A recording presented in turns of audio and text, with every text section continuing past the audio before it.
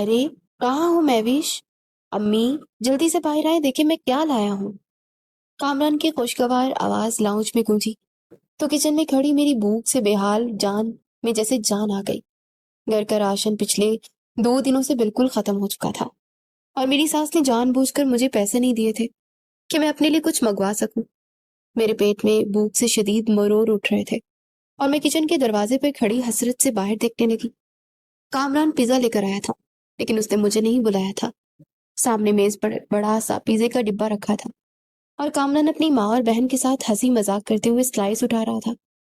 پیزے کی اشتہار انگیز خوشبو پورے گھر میں پھیلی ہوئی تھی اور میرا دل چاہ رہا تھا کہ میں بھی آگے بڑھ کر ایک ٹکڑا اٹھا لوں۔ مجھے پوری امید تھی کہ کامران میرا حصہ مجھے ضرور دے گا، کیونکہ وہ بخوبی جانتا تھا کہ میں نے صبح سے ایک نوالہ تک نہیں کھایا۔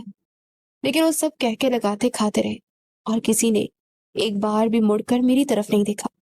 میں خاموشی سے کونے میں کھڑی ان کی اس بے حسی اور خود غرضی کو دیکھ رہی تھی، یہاں تک کہ ڈبے میں آخری سلائس بچ گیا۔ محفش نے تیزی سے وہ سلائس اٹھا لی اور میری ساس نے وہ خالی ڈبہ پاؤں کی ٹھوکر سے میری طرف سرکاتے ہوئے کہا، کیا رالے ٹپکا رہی ہو وہاں کھڑی کھڑی؟ آ کر یہ خالی ڈبہ اٹھا لو۔ ویسے بھی تم نے اپنی زندگی میں پہلی بار پیزا دیکھا ہوگا، تمہاری ماں کے گھر تو پیٹ بھر کے سوکھی روٹی بھی نصیب نہیں ہوتی ان کی۔ شکر کرو کہ میرے بیٹے نے تمہیں اس گھر میں رکھا ہے۔ ان کے اس زہریلے طنز پر میری آنکھوں سے بے ساختہ آنسو جھلک پڑے گا۔ میں نے ایک امید بری نظر سے کامران کی طرف دیکھا کہ شاید وہ اپنی ماں کو اس کھلی بے عزتی پر روکے گا اور میری طرفداری سے پر کچھ بولے گا، مگر اس نے یہ بے نیازی سے اپنا منہ پھیر لیا، اپنے موبائل میں مگن ہو گیا جسے اسے کوئی فرق ہی نہ پڑتا ہو۔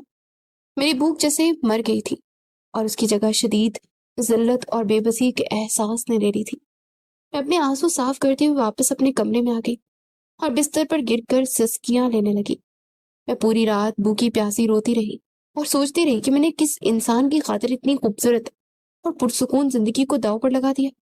یہ بھوک صرف پیٹ کی نہیں تھی بلکہ اس عزت اور محبت کی تھی جس کی آس میں نے اپنی حقیقت کے ان لوگوں سے چھپا کر رکھی تھی۔ انہوں نے لگتا تھا کہ میں ایک غریب اور بے آسرا لڑکی ہوں اور جب یہ چاہیں گے ذلیل کر سکتے ہیں۔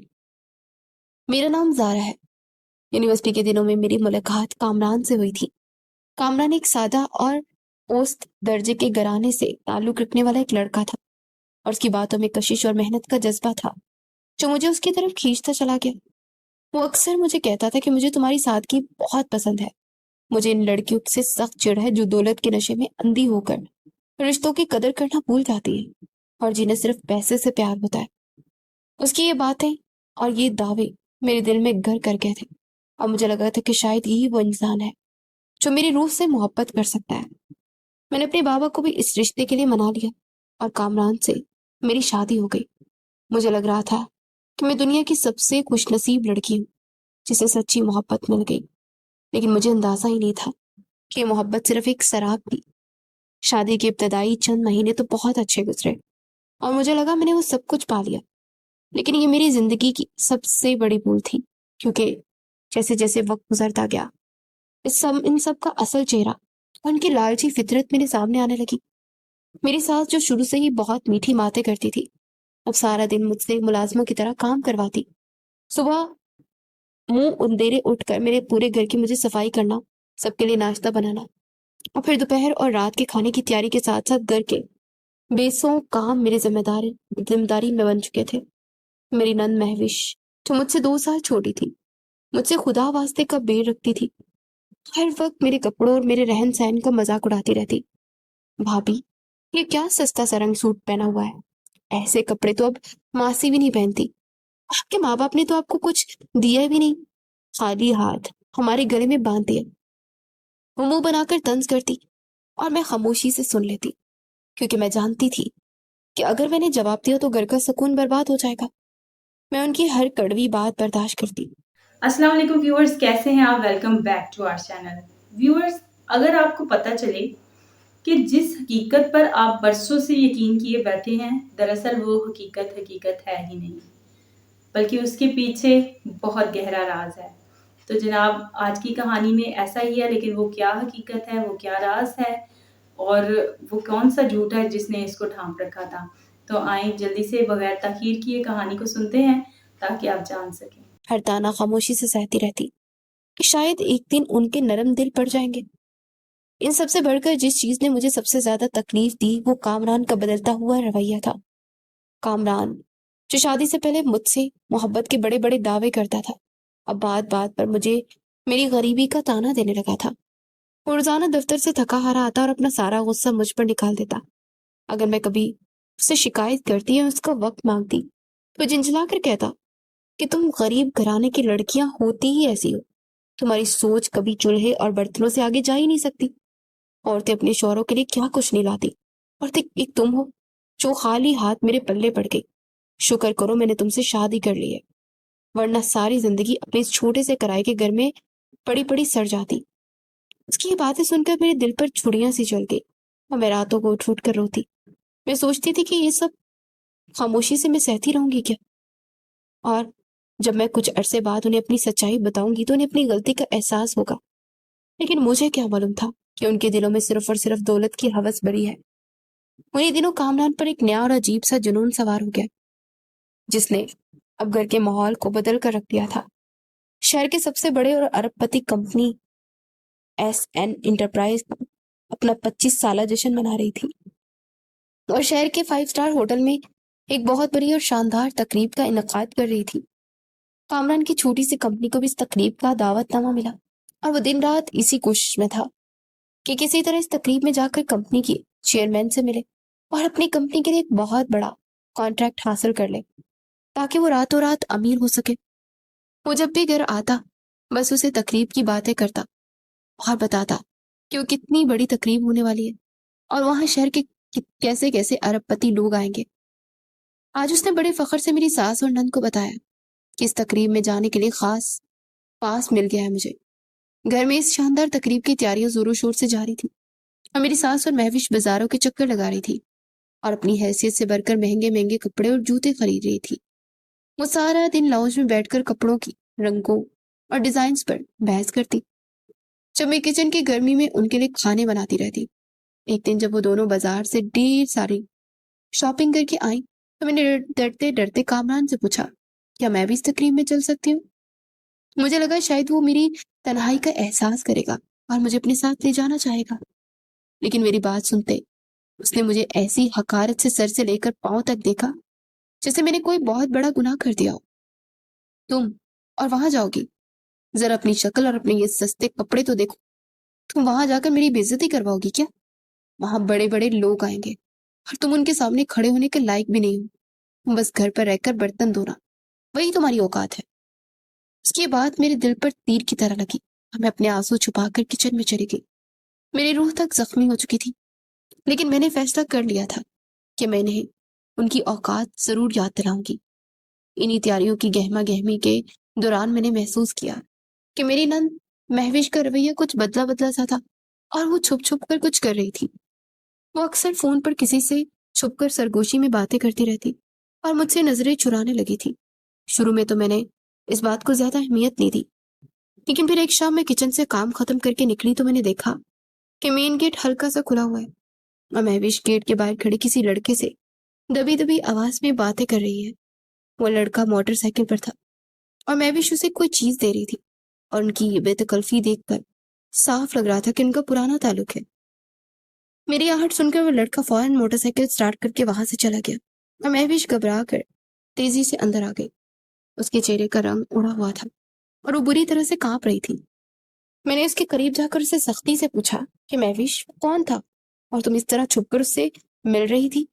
وہ ہکلاتے ہوئے بولی کوئی نہیں ہے، بس گلی کا کوئی لڑکا تھا، راستہ پوچھ رہا تھا۔ میں اس کی بات پر بالکل یقین نہیں آیا کیونکہ اس کی بوکھلاہٹ سارا سچ بیان کر رہی تھی اور میں جانتی تھی کہ وہ کوئی عام بات نہیں ہے۔ میں نے سوچا کہ میں نے یہ بات چھپائی کل کو کوئی بڑا مسئلہ بن گیا اور گھر کی عزت دو حرف آ سکتا ہے، اس لیے میں نے بات سیدھا جا کر اپنی ساس کو بتا دی۔ امی، مہوش کسی لڑکے سے دروازے پر کھڑے ہو کر باتیں کر رہی تھی اور مجھے اس کا انداز کچھ ٹھیک نہیں لگا، آپ اس پر نظر رکھیں۔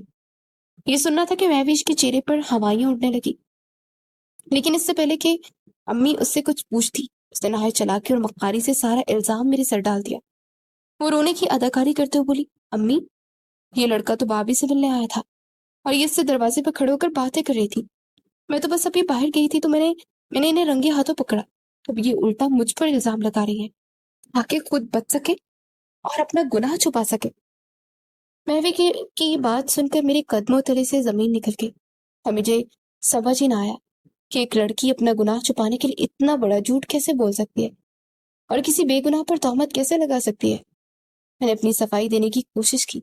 नहीं अम्मी, ये झूठ बोल रही है, मैं तो किचन में काम। लेकिन मेरी सास ने एक बात भी ना सुनी और बिना सोचे समझे मुझ पर गालियों की बौछार कर दी। तुम जैसी 2 टके की लड़कियों का यही किरदार होता है। हमने तुम्हें अपने घर की इज्जत बना कर रखा और तुम हमारे घर में ये सब गुल खिला रही हो। तुम्हारे माँ बाप ने तुम्हें यही सिखाया है क्या कि शरीफ घरानों की लड़कों को फंसाकर फिर उनके घर में अपने यारों से मिलो।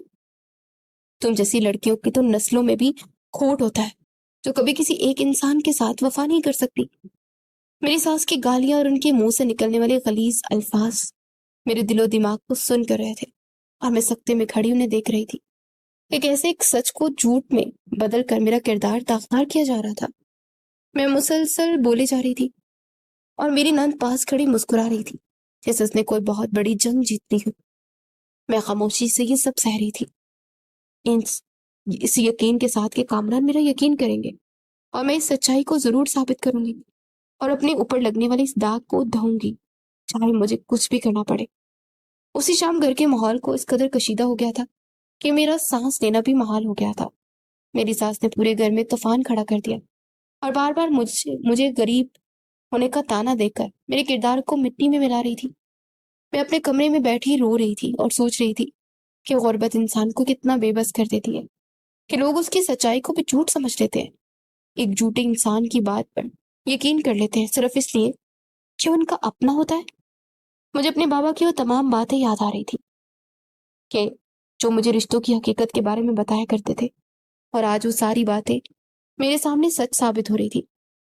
मैं चाहती तो उसी वक्त चीख चीख कर उन्हें अपनी हकीकत बता सकती थी, लेकिन मैंने अपने जज्बात पर काबू रखा। अब मुझे बस कामरान के घर आने का इंतजार था कि वो इस सारे मामले पर क्या रद्दमल देता है। दरवाजे की घंटी बजी तो मेरे दिल की धड़कन एकदम से तेज हो गई क्योंकि मैं जानती थी कि कामरान आ गया है और अब मुझे उस तूफान का सामना करना है जो मेरी सास ने पूरे घर में खड़ा कर रखा था। मैं किचन के दरवाजे पर खड़ी हो गई और मेरे हाथ दर्द पड़ रहे थे। मुझे पूरी उम्मीद थी कि कामरान मेरी बात सुनेगा और मुझ पर यकीन करेगा। जैसे कामरान ने अंदर कदम रखा, मेरी सास ने रोना पीटना शुरू कर दिया, अपने बाल बखेर कर और दुपट्टा गिराकर ऐसे जमीन पर बैठ गई जैसे उन पर कोई क़यामत टूट पड़ी हो। और कामरान घबरा कर उनके पीछे गया और पूछने लगा कि अम्मी, क्या हुआ है? आप इस तरह क्यों रो रही हैं? सब ठीक तो है ना? इससे पहले कि मैं आगे बढ़कर कुछ कहती, महविश ने फौरन रोनी सूरत बनाकर कामरान के कंधे पर सर रख दिया और सिसकियां लेने लगी। भाई, आज तो इस घर में वो गजब हुआ है कि हमारी तो इज्जत ही मिट्टी में मिल गई। कामरान के चेहरे पर उलझन उमड़ आई। उसने कड़कदार आवाज में पूछा, साफ साफ बताओ क्या हुआ है। मेरी सास ने अपने झूठे सा आंसू साफ किए और मेरी तरफ उंगली उठाकर जहरीले लहजे में बोली, अपनी बीवी से पूछो। आज ये दरवाजे पर खड़े होकर किसी से हंस हंस कर बातें कर रही थी। अगर आज महविश इसे रंगे हाथों ना पकड़ती तो हमें तो कुछ पता ही ना चलता कि हमारे पीठ पीछे क्या कुल खिला रही है। तो मैंने इससे पूछा तो उल्टा मेरी बच्ची पर ही इल्जाम लगाने लगी कि वो लड़का महविश से मिलने आया था। तुम ही बताओ, क्या हमने अपनी बेटी की यही तरबियत की है कि हमारी बच्ची पर कीचड़ उछाल रही है? ये सब सुनकर कामरान की आंखों में जैसे खून उतर आया और वो गुस्से से फनकारता मेरी तरफ पड़ा। मैंने डरते डरते कदम पीछे किए। कामरान, मेरी बात तो सुने, ये सब झूठ है। मैं तो किचन में थी, आप मुझ पर यकीन करें, मैंने ऐसा कुछ नहीं किया। वो लड़का तो। मेरी बात अभी पूरी भी नहीं हुई थी कि कामरान ने एक जोरदार थप्पड़ मेरे मुंह पर दे मारा। थप्पड़ इतनी जोर का था कि मेरे कानों में साए साए होने लगी और मैं अपना तवाजुन बरकरार न रख सकी और सीधा जमीन पर जा गिरी। मेरे होंठ से खून रचने लगा और मेरे दिमाग की जैसे सारी रगें सुन्न हो गई। मुझे यकीन ही नहीं हो रहा था कि ये क्या हुआ। कामरान मेरे सर पर गुस्से से खड़ा कांप रहा था और चीख चीख कर कह रहा था कि मैंने तुम्हें प्यार दिया, इज्जत दी, और लेकिन तुम्हें इज्जत रास ही ना आई। अगर आज के बाद तुमने मेरी बहन पर कोई तोहमत लगाने की कोशिश की तो मैं तुम्हारी जुबान खींच लूंगा। उसकी ये बातें मेरे वजूद को खिरची खिरची कर रही थी और मेरी आंखों से मुसलसल आंसू बह रहे थे। میں نے اپنی ساس اور مہوش کی طرف دیکھا تو دونوں کھڑی مسکرا رہی تھی. ان کی آنکھوں میں چمک تھی جیسے انہوں نے کوئی بہت بڑا مارکا مار لیا ہو. میں سمجھ گئی کہ اس گھر میں سچ بولنے کی کوئی جگہ نہیں ہے اور یہاں صرف اور صرف مکاری اور جھوٹ کا راج ہے. میں خاموشی سے اٹھی اور اپنے آنسو صاف کرتی اپنے کمرے میں چلی گئی کیونکہ میں جانتی تھی کہ اس وقت میرا بولنا میرے لیے مزید ذلت کا باعث بنے گا. اس رات میں ایک پل کے لیے بھی سو نہیں سکی اور میرے رخسار پر پڑنے والے تھپڑ کی جان سے زیادہ میرے دل میں لگنے والے زخم کی مجھے تکلیف تھی. کامران رات گئے تک لاؤنج میں اپنی ماں اور بہن کے ساتھ بیٹھا ان کی جھوٹی باتیں سنتا رہا اور جب وہ کمرے میں آیا تو اس نے میری طرف دیکھنا بھی گوارا نہ کیا اور منہ پھیر کر سو گیا. اگلی صبح جب میں اٹھی تو میرا چہرہ سوجا ہوا تھا اور پوری رات رونے اور صدمے کی وجہ سے شدید بخار ہو گیا تھا. میرا پورا جسم درد سے ٹوٹ رہا تھا اور مجھ سے بستر سے اٹھنے کی بھی ہمت نہیں ہو رہی تھی. لیکن مجھے معلوم تھا کہ اگر میں نے آج کام نہ کیا تو گھر میں ایک نیا طوفان کھڑا ہو جائے گا. میں ہمت کر کے اٹھی اور کچن میں جا کر سب کے لیے ناشتہ بنانے لگی. میری ساس جب میں کچن میں آئی تو میرے سوجے ہوئے چہرے کو دیکھ کر بجائے طرز کھانے کے طنز کرنے لگی. یہ صبح صبح کیسی منحوس شکل بنا رکھی ہے تم نے؟ کیا سوچ رہی ہوگی کہ بیمار پڑنے کا ڈرامہ کرو گی تو ہم تمہارے کرتوت بھول جائیں گے؟ ہاں، اور تم سے کام نہیں کروائیں گے تو یہ تمہاری بھول ہے. جلدی سے ناشتہ بناؤ. ان کی بے حسی دیکھ کر میری روح تک کانپ اٹھی. میں جیسے تیسے بخار کی حالت میں سارا گھر سنبھالا. کامران تو صبح ہی ناشتہ کر کے دفتر جا چکا تھا اور اس نے ایک بار بھی مڑ کر میرا حال نہیں پوچھا تھا. کپڑے تار سے اتارتے جب میں نے چھت سے گلی کی طرف دیکھا تو میری حیرت کی انتہا نہ رہی کیونکہ وہی موٹر سائیکل والا لڑکا گلی کے کونے میں کھڑا اور مہوش چھت پر دوسرے کونے میں چھپ کر اسے اشارے کر رہی تھی. مجھے یہ دیکھ کر شدید غصہ آیا. میرا دل چاہا کہ میں اسی وقت جا کر اپنی ساس کو چھت پر لاؤں انہیں ان کی لاڈلی اور خاندانی بیٹی کا اصل چہرہ دکھاؤں. لیکن میں نے خود پر قابو پایا. مجھے اندازہ ہو گیا تھا کہ مہوش کس قدر چلاک اور ڈھیٹ لڑکی ہے کہ کل رات اتنا بڑا تماشا ہونے کے باوجود وہ باز نہیں آئی اور آج پھر اس لڑکی سے مل رہی ہے. میں نے سوچ لیا تھا کہ میں بنا کسی ٹھوس ثبوت کے ان لوگوں سے کوئی بات نہیں کروں گی اور جب صحیح وقت آئے گا تو میں ان سب کے چہروں سے نقاب نوچ لوں گی. میں نے وہ پورا دن بخار میں تپتے ہوئے گزارا اور رات کو جب کامران آیا تو میں نے اس سے کچھ دوائیاں لانے کا کہا تو اس نے انتہائی تلخ لہجے میں جواب دیا، میرے پاس تمہارے ان ڈراموں کے لیے کوئی پیسے نہیں ہیں، میں پہلے ہی خرچہ کر چکا اور تم جا کر کوئی ٹوٹکا کر لو.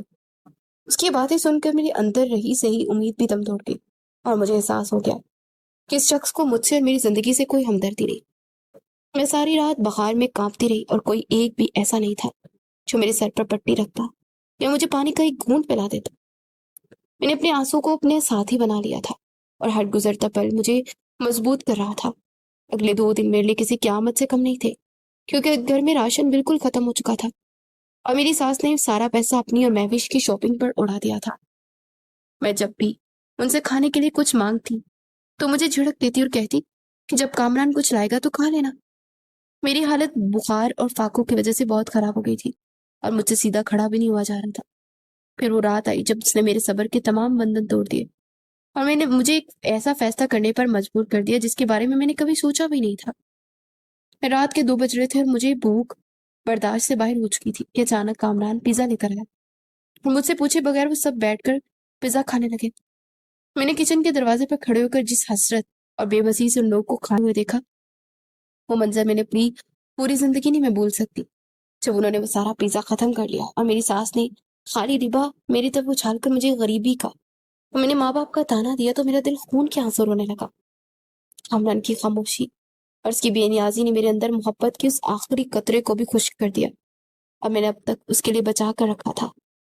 میں روتی رہی، روتے ہوئے اپنے کمرے میں بستر پر گر کر سسکیاں لینے لگی کیونکہ اب میری برداشت جواب دے چکی تھی. کچھ دیر بعد جب کامران کمرے میں آیا تو میں نے آنسو صاف کیے اور اس کے سامنے کھڑی ہو گئی.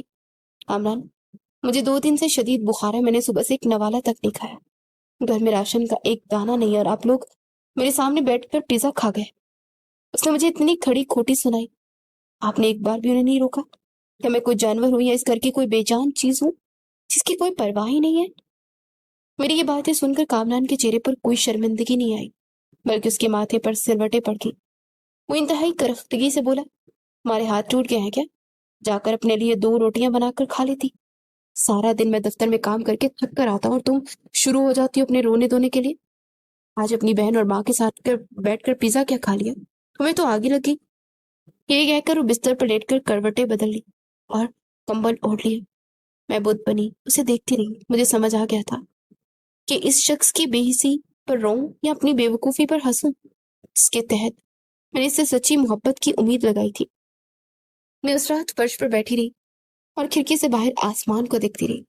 मेरे जहन में अपने बाबा की वो तमाम बातें गूंज रही थी जो मुझे हमेशा समझाते थे कि गरीबी एक ऐसा मर्ज है जो इंसान की इज्जत नफ्स को दिमक की तरह चाट रहा था। तो व्यूअर्स फिक्र ना करें, कहानी अभी इधर ही है, राज भी बाकी है, रात भी बाकी है और आपका सब्सक्रिप्शन भी बाकी है जनाब। यूट्यूब पॉलिसी की बायस हम आपसे मिलते रहते हैं, लेकिन आप हमारे चैनल को सब्सक्राइब भी करें, हमें सपोर्ट करें। आए जल्दी से कहानी के दूसरे हिस्से की जाने बढ़ते हैं। और आज मैं इस बात को सच साबित होते देख रही थी। अब वक्त आ गया था कि मैं इस खेल को खत्म करूं और उन्हें बताऊं कि मैं दरअसल कौन हूं। मैं अपने आंसू साफ किए और अपने अंदर एक नई और मजबूत जारा को जागते हुए महसूस किया। मैंने फैसला कर लिया था कि अब मैं मजीद इनके ताने नहीं सहूंगी। सुबह की पहली किरण के साथ ही मेरे सब्र और बर्दाश्त का इम्तिहान खत्म हो चुका था। मैं खामोशी से उठी और कमरे के कोने में जाकर अपना फोन निकाला जो मैंने काफी अरसे से बंद कर रखा था। मैंने फोन ऑन किया और अपनी अम्मी का नंबर लगाया। फोन की घंटी बजते मेरी अम्मी ने फौरन से फोन उठा लिया और उनकी परेशान आवाज मेरे कानों में पड़ी। सारा, मेरी बच्ची कैसी हो तुम? कितने दिनों बाद फोन किया है, तुम्हारे लिए हम कितने परेशान थे। उनकी आवाज सुनकर मेरा दिल भर आया, मेरे आंसू छलक पड़े, लेकिन मैंने फौरन खुद पर काबू पाया और फैसलाकुन अंदाज में कहा, अम्मी मैं बिल्कुल ठीक हूँ, आप बस जल्दी से ड्राइवर को भेज दें। बहुत खेल लिया मैंने ये गरीबी और मजबूरी का ड्रामा, अब मुझसे मजीद ये बर्दाश्त नहीं है। मेरी अम्मी इस अचानक और फैसलाकुन बात पर थोड़ी हैरान हुई, लेकिन फिर उन्होंने कहा कि ठीक है बेटा, तुम परेशान मत हो, मैं अभी ड्राइवर को भेजती हूँ। फोन बंद करने के बाद मैंने आईने में अपने अक्स को देखा। मेरे चेहरे पर बुखार और फाकों की वजह से जर्दी छाई हुई थी और मेरी आंखों के गिर्द हल्के पड़ चुके थे, लेकिन मेरी आंखों के अंदर एक अजीब सी चमक, एक नया अज़्म था। मैंने खुद से वादा किया कि आज के बाद मैं कभी किसी के सामने नहीं रहूंगी और ना ही किसी को इजाजत दूंगी कि वो मेरी इज्जत नफ्स को मजरू करे। मैंने अपने सस्ते और पुराने कपड़ों को देखा और मुस्कुरा दी, क्योंकि मैं जानती थी कि कपड़े मेरी आखिरी आजमाइश थे जो मैंने पूरी करनी थी।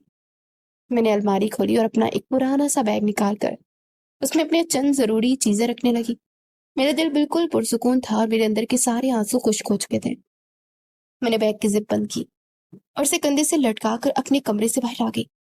लाउंज में मेरी सास और महविश सोफे पर बैठी टीवी देख रही थी और कामरान नाश्ता कर रहा था।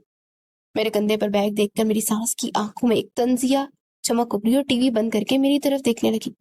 लो भाई, नवाबजादी तो घर छोड़कर जा रही है, लगता है मेके से बुलावा आ गया है। महविश भी हंसने लगी। कामरान ने नाश्ते सर उठाया और मुझे बैग के साथ देखकर बोला, जाने दो इसे, इसे खुद ही रोती हुई वापस आ जाएगी। एक तो इसकी हर अच्छी बुरी बात को बर्दाश्त करके हमने इसे रखा है और ये हमें डराने के लिए ड्रामा कर रही है कि हम इसकी मिन्नतें करेंगे। जाओ जाओ, शौक से जाओ। उन तीनों की बातें मेरे कानों में पड़ रही थी, लेकिन आज मुझे उन पर गुस्सा नहीं आ रहा था, बल्कि मुझे उनकी छोटी सोच पर तरस आ रहा था। मैंने एक लफ्ज भी कहे बगैर मेन गेट खोला और बाहर निकल गई। उन्होंने मुझे मुड़कर नहीं देखा और ना ही किसी ने मुझे रोकने की कोशिश की। गली के कोने पर मेरी अम्मी की भेजी हुई गाड़ी खड़ी थी और ड्राइवर मेरा इंतजार कर रहा था। मैं खामोशी से गाड़ी में बैठी और गाड़ी रवाना हो गई। अगले 4 दिन मेरे लिए जिस्मानी बहाली के दिन थे। मैं अपने उस शानदार कमरे में मौजूद थी जहां मेरी एक आवाज पर दर्जनों मुलाजिम दौड़े चले आते थे। मेरी अम्मी ने मेरी हालत देखकर पूरे घर को मेरे आराम के लिए वक्फ कर दिया था। इन 4 दिनों में मैंने एक बार भी कामरान का नंबर नहीं मिलाया और ना इसकी तरफ से कोई कॉल या पैगाम आया। वो शायद यही सोच रहा था कि मैं पछता कर वापस आ जाऊंगी। मेरी अम्मी मुझे अपने हाथों से तरह तरह के ताकतवर खाने और सूप बनाकर पिलाती ताकि मेरे जिस्म की कमजोरी दूर हो सके।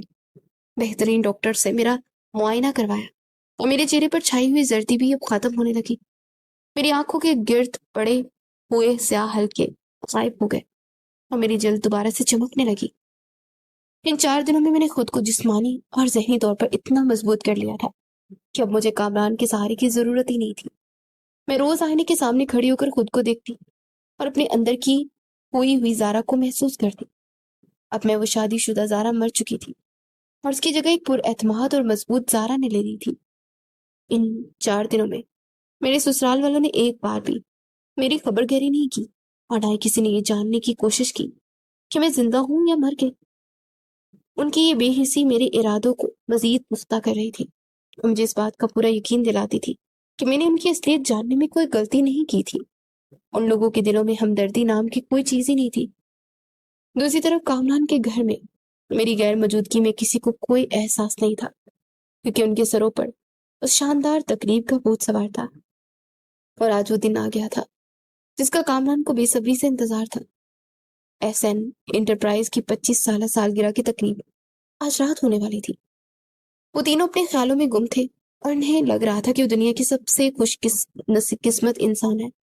شام ہوتے وہ تینوں شاندار لباس میں آئے اور پرفیوم لگا کر گھر سے نکلے، اور ایک ٹیکسی کروا کر اس 5 اسٹار ہوٹل کی طرف روانہ ہو گئے جہاں تقریب ہونے والی تھی۔ ہوٹل کا حال اس قدر شاندار اور روشنیوں سے جگمگا رہا تھا کہ کامران اور اس کی فیملی کی آنکھیں پٹی کی پٹی رہ گئی تھی۔ پورے ہال کو سنہرے اور سفید رنگ کے پھولوں اور کمکموں سے سجایا گیا تھا۔ چھت پر لٹکتے ہوئے بڑے بڑے فانوس پورے ہال کو دن کی طرح روشن کر رہے تھے۔ ہال میں شہر کے تمام اشرافیہ اور بڑے بڑے بزنس مین موجود تھے۔ ہر طرف قیمتی سوٹوں، ڈیزائنر لباسوں کی بہار تھی۔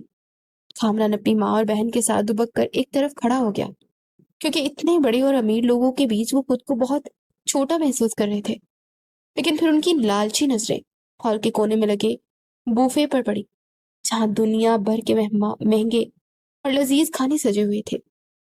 میری ساس اور مہوش فوراً اس طرف لپکی اور ویٹر سے طرح طرح کے کھانے مانگ کر پلیٹوں میں بڑھنے لگی۔ وہ اس قدر بھوکے انداز میں کھا رہی تھی کہ آس پاس کھڑے لوگ انہیں عجیب نظروں سے دیکھ رہے تھے، لیکن انہیں کسی کی کوئی پرواہ نہیں تھی۔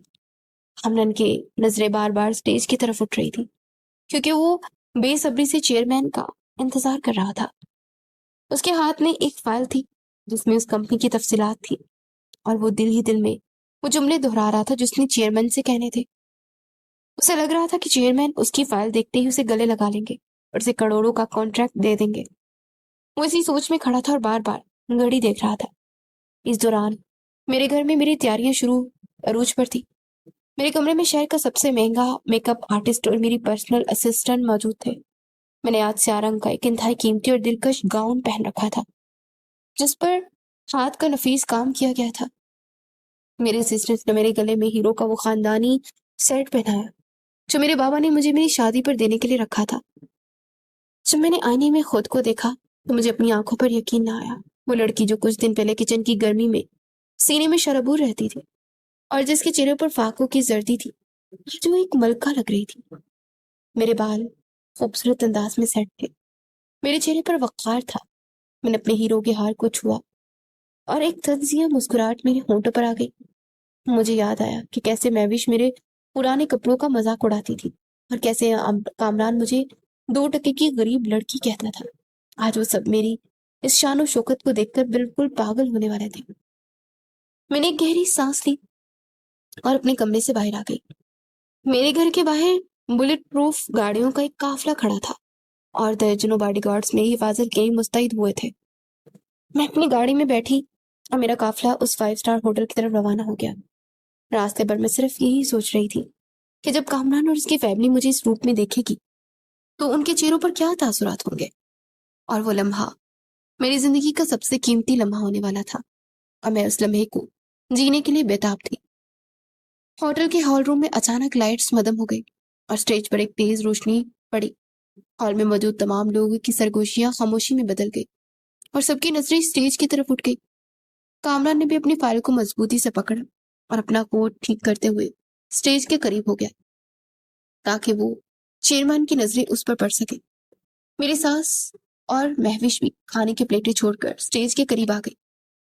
سٹیج پر ایک اناؤنسر آیا اور اس نے مائک پر بولنا شروع کیا۔ خواتین و حضرات، آج اس 25 سالہ جشن کی پرمسرت موقع پر ہم آپ سب کو خوش آمدید کہتے ہیں۔ ایس این انٹرپرائز نے ان 25 سالوں میں جو کامیابیاں سمیٹی ہیں وہ سب آپ کے سامنے ہیں، لیکن آج کی شام ایک اور حوالے سے بھی بہت خاص ہے۔ اناؤنسر مسکراتے ہوئے بولا، آج کمپنی کے چیئرمین جناب شہنواز علی بہت بڑا اعلان کرنے جا رہے ہیں۔ آج وہ اپنی اکلوتی بیٹی اور اس پوری سلطنت کی اکلوتی وارث کو آپ سب سے متعارف کروانے جا رہے ہیں، جو آج سے اس کمپنی کے نئے چیئر پرسن کے طور پر تمام ذمہ داریاں سنبھالیں گی۔ اناؤنسر کی بات سنتے پورے ہال میں تالیاں گونج اٹھی اور سب لوگ شدت سے اس نئی وارث کو دیکھنے لگے۔ کامران بھی بتابی سے تالیاں بجا رہا تھا، اس کی آنکھوں میں ایک عجیب سی چمک تھی۔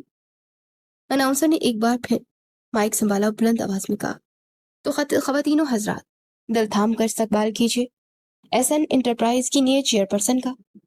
اور اسی سنتے ہی ہال کی تمام لائٹس روشنیاں اس شاندار سیڑھی کی طرف مڑ گئی، چوپڑ کی طرف منزل سے نیچے ہال کی طرف آ رہی تھی۔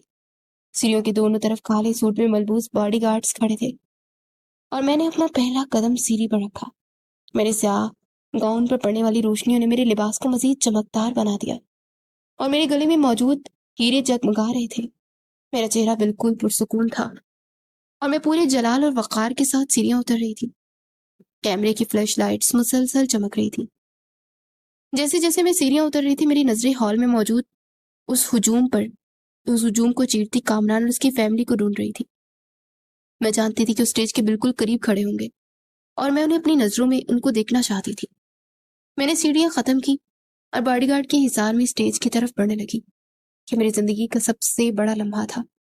جیسے ہی میں اسٹیج کے قریب پہنچی، میری نظریں سیدھی کامران پر پڑی۔ اپنے ہاتھ میں جوس کا ایک گلاس پکڑے کھڑا تھا اور اس کے چہرے پر مسکراہٹ تھی، لیکن جیسے اس کی نظر مجھ پر پڑی، اس کے چہرے کی مسکراہٹ ایک سیکنڈ میں غائب ہو گئی۔ اس کی آنکھیں حیرت اور صدمے سے اس قدر پھیل گئی جیسے وہ اپنے سامنے کسی بھوت کو دیکھ رہا ہو۔ اس کے ہاتھ کی گرفت ڈھیلی پڑ گئی، اس کے ہاتھ میں پکڑا ہوا شیشے کا وہ گلاس سیدھا فرش پر گرا اور ایک زوردار آواز کے ساتھ چکنا چور ہو گیا۔ گلاس ٹوٹنے کی آواز سن کر میری ساس اور مہوش نے بھی پلٹ کر اسے دیکھا اور پھر ان کی نظریں بھی مجھ پر جم گئی۔ ان دونوں کے چہروں کا رنگ ایسے اڑ گیا جیسے کسی نے ان کے جسم سے سارا خون نچوڑ لیا ہو۔ میری ساس کا منہ کھلا کا کھلا رہ گیا اور مہوش غیر یقینی سے میری طرف دیکھ رہی تھی۔ انہیں اپنی آنکھوں پر یقین ہی نہیں آ رہا تھا کہ جس لڑکی کو چند دن پہلے تک اپنے گھر کی مفت ملازمہ سمجھتی تھی، جسے وہ 2 وقت کی روٹی کے لیے تانے دیتی تھی اور جس پر انہوں نے کردار کشی کے الزام لگائے تھے، وہ اس وقت کروڑوں کی مالکن بن کر اس کے سامنے کھڑی تھی۔ کامران کا دماغ کام کرنا چھوڑ گیا تھا اور اسے لگ رہا تھا کہ شاید یہ کوئی میری ہم شکل ہے، وہ کوئی خواب دیکھ رہا ہے۔ اس کی حالت ایسی ہو گئی تھی کہ وہ کچھ بول ہی نہیں پا رہا تھا اور نہ ہی وہاں سے جا پا رہا تھا۔ میں نے ان تینوں کی حالت کو اپنے دل میں محفوظ کیا اور ایک طنزیہ اور فاتحانہ مسکراہٹ کے ساتھ اسٹیج کی طرف بڑھ گئی، جہاں میرے بابا میرا انتظار کر رہے تھے تاکہ مجھے اس دنیا کے سامنے اپنی اکلوتی اور طاقتور وارث کے طور پر پیش کر سکے۔ میرے بابا نے آگے بڑھ کر مجھے گلے لگایا، ان کی آنکھوں میں فخر کے آنسو تھے۔ انہوں نے مجھے مائک کے سامنے کھڑا کیا تو پورے ہال میں خاموشی چھا گئی۔ میری نظریں ابھی بھی اسٹیج سے بالکل سامنے کھڑے کامران اور اس کی فیملی پر جمی ہوئی تھی، جن کے چہروں پر ہوائیاں اڑ رہی تھی۔ میں نے مائک کو تھاما اور اپنی بات کا آغاز کیا۔ آپ سب کا بہت شکریہ، آپ اس شاندار تقریب میں شامل ہوئے اور ہماری خوشیوں کو دوبالا کیا۔ میرے بابا نے اس کمپنی کو اپنے خون پسینے سے بنایا اور آج انہوں نے مجھے اس قابل سمجھا کہ میں ان کی جگہ لے سکوں۔ میں اسٹیج سے صرف منافع کمانا نہیں چاہتی، بلکہ ہم معاشرے کے ان لوگوں کا خاص خیال رکھیں گے جو محنتی ہے اور غریب ہے، کیونکہ غربت انسان کے لیے ایک بہت بڑا امتحان ہوتی ہے۔ ہم اپنی کمپنی میں ایسے لوگوں کو آگے لائیں گے جو لوگوں کی عزت کرنا جانتے ہو اور جن کے دلوں میں دوسروں کا احترام ہو۔ میں ذاتی طور پر یہ مانتی ہوں کہ غریبی کوئی عیب نہیں ہے، بلکہ اصل عیب انسان کا برا کردار ہے، اس کا غرور ہے۔ ہم ایسے لوگوں کو کبھی اپنے ادارے کا حصہ نہیں بنائیں گے جو اپنے ہی کمزور کو پاؤں کے جوتی سمجھتے ہیں اور جو دولت کے نشے میں اندھے ہو کر رشتوں کی قدر کرنا بھول جاتے ہیں۔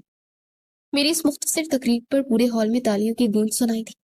میرے الفاظ سے وہاں موجود ہر شخص متاثر ہوا، لیکن کامران اور اس کی ماں کے چہروں پر موت جیسی زردی تھی، کیونکہ وہ میری باتوں کا اصل مطلب بخوبی سمجھ رہے تھے۔ تقریر ختم کرنے کے بعد میں نے مائک واپس رکھا اور اپنے بابا کے ساتھ اسٹیج سے نیچے اتری۔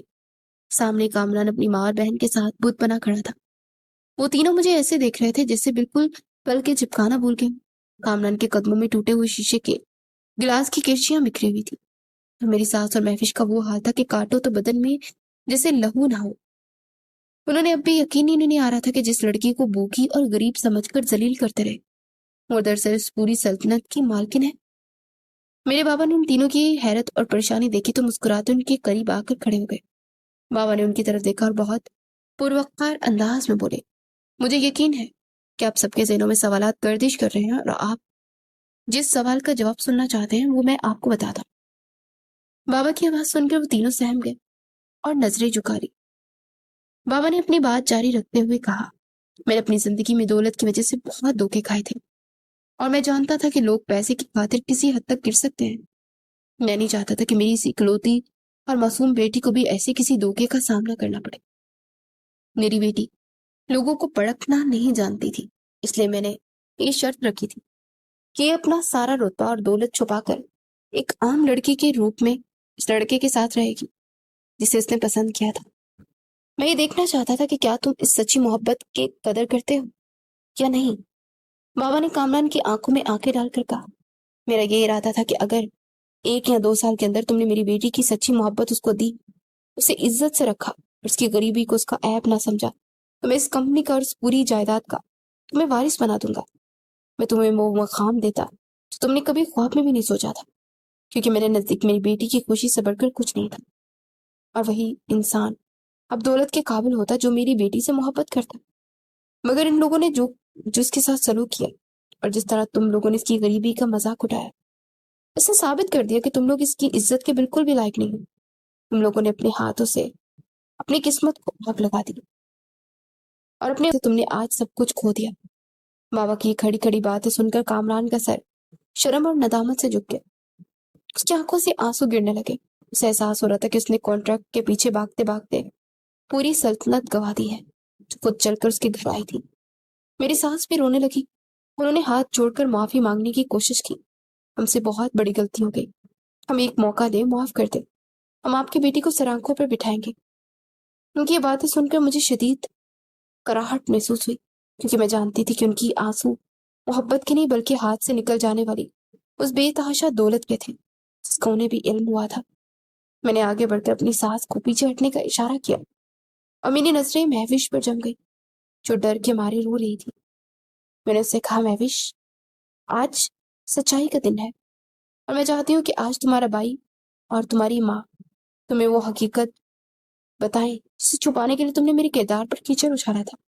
کیا تم سچائی بتاؤ گی یا میں اسے اسکرین پر گلی کی CCTV فوٹیج چلاؤں تاکہ سب کو پتا چلے کہ اس دن دروازے پر وہ لڑکا کس سے ملنے آیا تھا؟ میں نے محض فوٹیج کا نام لیا، لیکن میرے اس دباؤ اور غصے کو مہوش برداشت نہ کر سکے اور وہ پوٹ پوٹ کر رونے لگی۔ اس نے کامران کے ہاتھ پکڑ لی اور سسکیاں لیتے ہوئے بولی، بھائی مجھے معاف کر دے، وہ لڑکا میرا دوست تھا اور میں نہیں اسے ملنے کو گئی تھی۔ میں جب بھابھی نے مجھے دیکھ لیا تو میں ڈر گئی۔ اس نے میرے سارے الزام بھابھی پر لگا دیا تاکہ میری جان چھوٹ جائے۔ مجھے معاف کر دے بھائی، میں نے جھوٹ بولا تھا۔ یہ سنتے ہی کامران پر جیسے بجلی گر پڑی۔ اس کے چہرے کا رنگ بالکل سفید پڑ گیا۔ اسے وہ لمحہ یاد آیا جب اس نے ایک جھوٹ کی بنیاد پر مجھے زوردار تھپڑ مارا تھا اور مجھے غلیظ گالیاں دی تھی۔ شرمندگی اور احساس کے جرم کے بوجھ تلے دب کر وہ وہیں سب کے سامنے درام سے میرے قدموں میں گر گیا اور دہاڑی مار مار کر رونے لگا۔ سارا، مجھے معاف کر دو، مجھ سے بہت بڑی بھول ہو گئی ہے۔ میں اپنی مصروفیات میں اور گھر کی پریشانیوں میں نہ ہی تمہیں وقت دے پایا اور نہ ہی تمہارا یقین کر پایا۔ تم مجھے معاف نہیں کرو گی کیا؟ میں سچ میں شرمندہ ہوں۔ میں نے بڑی بے نیازی سے اپنے پاؤں پیچھے کھینچے اور اس سے کچھ فاصلہ بنا کر کھڑی ہو گئی۔ میں نے پوری مضبوطی سے کہا، بس کامران، بہت ہوا، میں نے سب کچھ برداشت کیا، تمہاری ماں کے تانے، تمہاری بے رخی اور بھوک بھی سہ لی، لیکن جب بات میرے کردار پر آئی اور تم لوگوں نے بنا سوچے سمجھے کردار پر انگلی اٹھائی، پھر میری برداشت کی حد ہو گئی۔ میری عزت نفس سے بڑھ کر میرے لیے اس دنیا میں کچھ بھی نہیں ہے۔ میں غریبی برداشت کر سکتی تھی، لیکن مجھ پر لگنے والا وہ گھٹیا الزام میری روح کو زخمی کر گیا۔ اس لیے میں نے یہ انتہائی فیصلہ لیا، اس رشتے کو یہی ختم کرنے کا سوچا، اور شکر ہے کہ میں نے دیر آئے درست آئے والی بات پر عمل کرتے اس راستے کو چنا اور تم لوگوں کی اصلیت جان لی۔ آج سچائی سب کے سامنے آ چکی ہے اور اب میرے دل میں تمہارے لیے کوئی محبت باقی ہے اور نہ ہی کوئی ہمدردی۔ میں نے اپنے مینیجر کو پاس بلایا اور اسے حکم دیا کہ اس شخص کو ہماری کمپنی سے کوئی کانٹریکٹ نہیں ملے گا اور اسے اس تقریب سے باہر نکال دیا جائے۔ میں نے کامران کی طرف آخری بار دیکھا اور کہا کہ طلاق کے پیپر کل تک تمہارے گھر پہنچ جائیں گے، اب تم لوگ یہاں سے جا سکتے ہو۔ وہ تینوں روتے ہوئے نکل گئے اور ان کے ہاتھ میں سوائے پچھتاوے کے کچھ بھی نہیں تھا۔ وقت گزرتا گیا اور میں نے اپنی زندگی کو ایک نئے اور شاندار موڑ پر لا کھڑا کیا۔ میں اپنے بابا کے ساتھ ان کا کاروبار سنبھال رہی تھی۔ میں اپنی کمپنی میں غریب اور مستحق لوگوں کے لیے کئی نئے فلاحی پروجیکٹ شروع کیے، جہاں محنتی لوگوں کو ان کی صلاحیت کے مطابق نوکریاں دی جاتی۔ میں اپنی زندگی میں بہت اچھے سے سیٹ ہو گئی تھی اور میرے دل میں اب کسی کے لیے کوئی کینہ یا دکھ نہیں تھا۔ میں نے اپنے سارا معاملہ اللہ پر چھوڑ دیا تھا اور قدرت کا نظام اپنا کام کر دیا تھا۔ مجھے اپنے جاننے والے سے اکثر کامران اس کے گھر والوں کی خبریں سننے کو مل جاتی تھی۔ مجھے یہ جان کر بالکل حیرت نہ ہوئی کہ مکافات عمل نے انہیں بری طرح سے اپنی لپیٹ میں لے لیا تھا۔